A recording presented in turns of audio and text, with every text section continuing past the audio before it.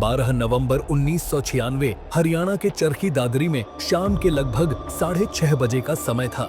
गांव के लोग अपने अपने खेतों से घर को लौट रहे थे। इतने में ही उन्हें एक जोरदार धमाके की आवाज आती है। ऐसा लगा मानो आसमान फट पड़ा हो।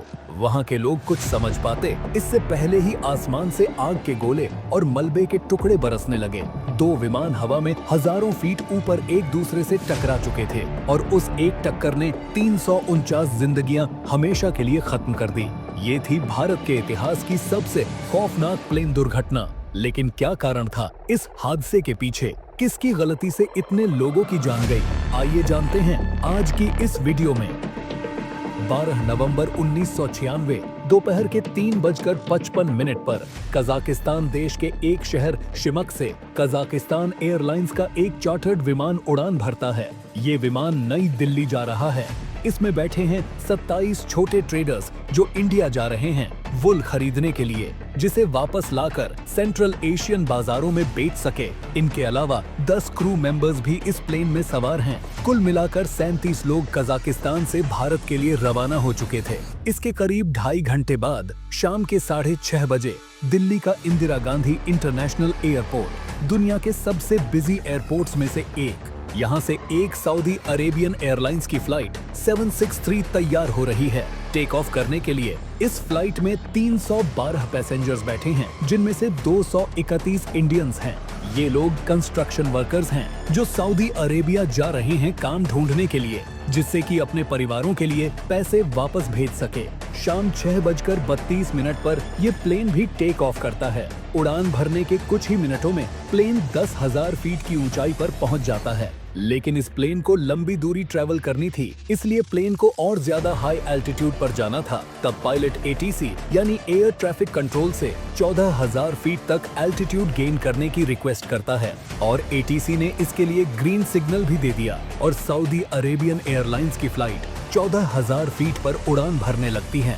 इतने में ही कजाकिस्तान एयरलाइंस का प्लेन भी दिल्ली के एयर स्पेस में दाखिल हो चुका था। इस समय ये प्लेन 23,000 फीट की ऊंचाई पर उड़ रहा था। अब ये प्लेन धीरे धीरे दिल्ली एयरपोर्ट के करीब पहुंचने लगा था, इसलिए उस प्लेन का पायलट भी एटीसी से विमान को नीचे लेने की रिक्वेस्ट करता है, क्योंकि इसे दिल्ली एयरपोर्ट पर लैंड करना था। एटीसी की ओर से कजाकिस्तान एयरलाइंस के पायलट को 15,000 फीट तक नीचे आने की परमिशन दे दी गई, लेकिन उसने कहा कि इससे नीचे न आए, क्योंकि 14,000 फीट पर सऊदी अरेबियन एयरलाइंस की फ्लाइट उड़ रही थी। इन दोनों प्लेन्स के बीच 1,000 फीट का वर्टिकल डिस्टेंस था, जो कि इंटरनेशनल सिविल एविएशन के नियमों के हिसाब से जरूरी भी था। इसके अलावा एक और नियम था कि 2 एयरप्लेन्स के बीच कम से कम 14 किलोमीटर का डिस्टेंस होना जरूरी था। उस समय की टेक्नोलॉजी ज्यादा एडवांस नहीं थी, इसलिए एटीसी के पास कोई ऑप्शन नहीं था जिससे वे प्लेन का एग्जैक्ट एल्टीट्यूड देख सके। उनके पास एक रफ आइडिया ही होता था और प्लेन के एल्टीट्यूड की इंफॉर्मेशन के लिए उन्हें पायलट्स की दी गई इंफॉर्मेशन पर डिपेंड रहना पड़ता था। एटीसी के पास इस तरह के राडार डिस्प्ले होते हैं जो प्लेन की अप्रॉक्स पोजीशन ब्लिंकिंग डॉट के रूप में बताते हैं। उस दिन एटीसी कंट्रोलर ड्यूटी पर वी के दत्ता बैठे थे। वे राडार डिस्प्ले में देखते हैं कि 2 प्लेन धीरे धीरे एक दूसरे के करीब आ रहे हैं और कुछ ही मिनटों में वो दोनों डॉट एक दूसरे में मर्ज होकर अचानक गायब हो जाते हैं। इस पॉइंट पर वी के दत्ता तुरंत ही समझ गए कि कुछ तो बहुत बुरा हुआ है। शाम 6:40 पर दिल्ली से करीब 100 किलोमीटर दूर हरियाणा के चरखी दादरी गांव में ये दोनों प्लेन आपस में टकरा गए। लोग बताते हैं कि इसकी आवाज इतनी जोरदार थी मानो कोई बिजली चमकी हो। कई किलोमीटर के एरिया में दोनों प्लेन का मलबा और लाशों के टुकड़े फैल जाते हैं।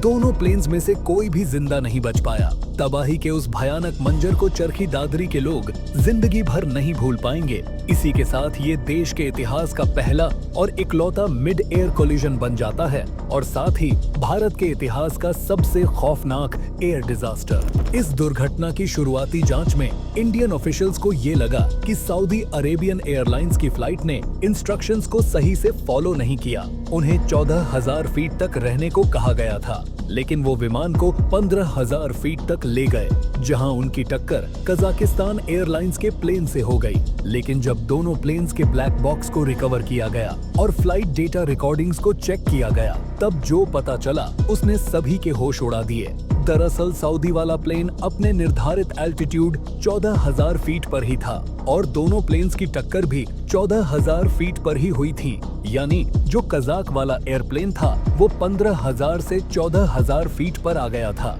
लेकिन सवाल ये उठता है कि ऐसा हुआ क्यों? जैसा कि मैंने पहले ही बताया, दिल्ली एयरपोर्ट पर उस टाइम ज्यादा एडवांस इक्विपमेंट न होने की वजह से एटीसी कंट्रोलर वीके दत्ता पूरी तरह से फ्लाइट क्रू द्वारा दी जाने वाली जानकारी के आधार पर ही फ्लाइट को मॉनिटर और गाइड कर रहे थे। जब 23,000 फीट पर उड़ते हुए कजाकिस्तान एयरलाइन की फ्लाइट को कंट्रोलर दत्ता ने 15,000 फीट की ऊंचाई पर आने के लिए कहा, ताकि 14,000 फीट पर उड़ रही सऊदी अरेबियन फ्लाइट बिना किसी परेशानी के उसके नीचे से गुजर जाए, कंट्रोलर दत्ता ने दोनों फ्लाइट्स को साफ साफ इंस्ट्रक्शन दी कि वो अपनी निर्धारित हाइट पर ही उड़े, ताकि दोनों फ्लाइट्स कम से कम 1,000 फीट की दूरी से एक दूसरे को क्रॉस कर पाए। लेकिन समस्या ये थी कि कजाकिस्तान एयरलाइन के क्रू को इंग्लिश अच्छी तरह से नहीं आती थी, जिसके कारण एटीसी कंट्रोलर दत्ता के साथ कम्युनिकेशन करने में काफी दिक्कत हो रही थी। जहां कंट्रोलर दत्ता अपनी सभी इंस्ट्रक्शन को बिल्कुल साफ साफ समझा रहे थे, वहीं कजाकिस्तान एयरलाइन के पायलट क्रू में कुछ कंफ्यूजन के हालात बने हुए थे। इनफैक्ट एक रेडियो ऑपरेटर था प्लेन के अंदर जो एटीसी से आए मैसेज को ट्रांसलेट करने लग रहा था इंग्लिश से रशियन में, ताकि इन पायलट्स को समझ में आ सके। इंग्लिश के अलावा कजाकिस्तान पायलट कंट्रोलर दत्ता द्वारा बताई जा रही हाइट लेवल को भी ठीक से नहीं समझ पा रहे थे। इंटरनेशनल एविएशन स्टैंडर्ड्स को फॉलो करते हुए कंट्रोलर दत्ता हाइट को फीट में बता रहे थे, लेकिन उन दिनों कजाकिस्तान पायलट हाइट को मीटर में मापते थे और इसीलिए उन्हें कंट्रोलर दत्ता द्वारा बताई जा रही हाइट को समझने और कैलकुलेट करने में बहुत परेशानी आ रही थी। इंग्लिश न आने के कारण कंट्रोलर दत्ता की बात न समझ पाने और मीटर और फीट में कंफ्यूज हो जाने के कारण कजाकिस्तान पायलट्स प्लेन को 15,000 फीट के बजाय 14,000 फीट की ऊंचाई पर ले आए, जहां सऊदी अरेबियन फ्लाइट अपने निर्धारित ऊंचाई 14,000 फीट पर जा रही थी। उसके ठीक ऑपोजिट डायरेक्शन से कजाकिस्तान फ्लाइट भी 14,000 फीट से लैंड करने के लिए आ रही थी। आमतौर पर ऐसे हालात में पायलट्स दूसरे प्लेन को देखकर भी बचने की कोशिश करते हैं, लेकिन बदकिस्मती से ठीक उसी वक्त दोनों प्लेन्स बादलों में प्रवेश कर जाते हैं, जिसके कारण दोनों में से किसी भी फ्लाइट के पायलट्स ऑपोजिट डायरेक्शन से आ रही फ्लाइट को नहीं देख पाए। हादसे से कुछ सेकंड पहले कजाकिस्तान फ्लाइट के पायलट को अपनी गलती का एहसास होता है और वो अपनी हाइट बढ़ाने की कोशिश करते हैं, लेकिन तब तक बहुत देर हो चुकी थी।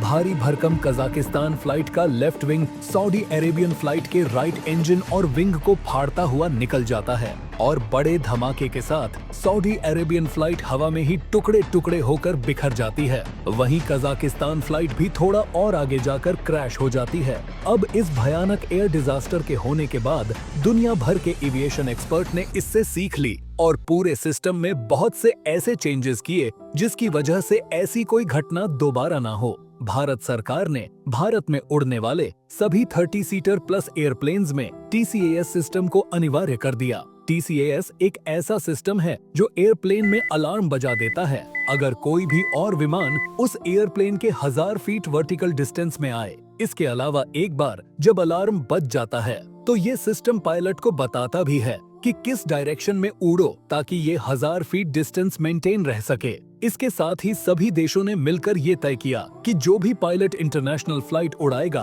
उसे इंग्लिश समझना और बोलना आना कंपलसरी है और थैंकफुली आज तक इंडिया में भी ऐसी कोई घटना दोबारा नहीं हुई। हालांकि अहमदाबाद में एयर इंडिया की फ्लाइट टेक ऑफ के कुछ सेकंड्स बाद ही क्रैश हो गई। इसके पीछे एग्जैक्टली क्या कारण था वो अभी तक सामने नहीं आया है। इस पर अभी इन्वेस्टिगेशन जारी है। जैसे ही कुछ इन्फॉर्मेशन आएगी मैं उस पर भी डिटेल्ड वीडियो बनाऊंगा। अगर आपको ये वीडियो पसंद आई तो इसे एक लाइक और चैनल को सब्सक्राइब जरूर करें। अगर आप ऐसी ही प्लेन क्रैश पर और वीडियो देखना चाहते हैं तो आपके सामने आई इस वीडियो पर क्लिक कर दीजिए। धन्यवाद।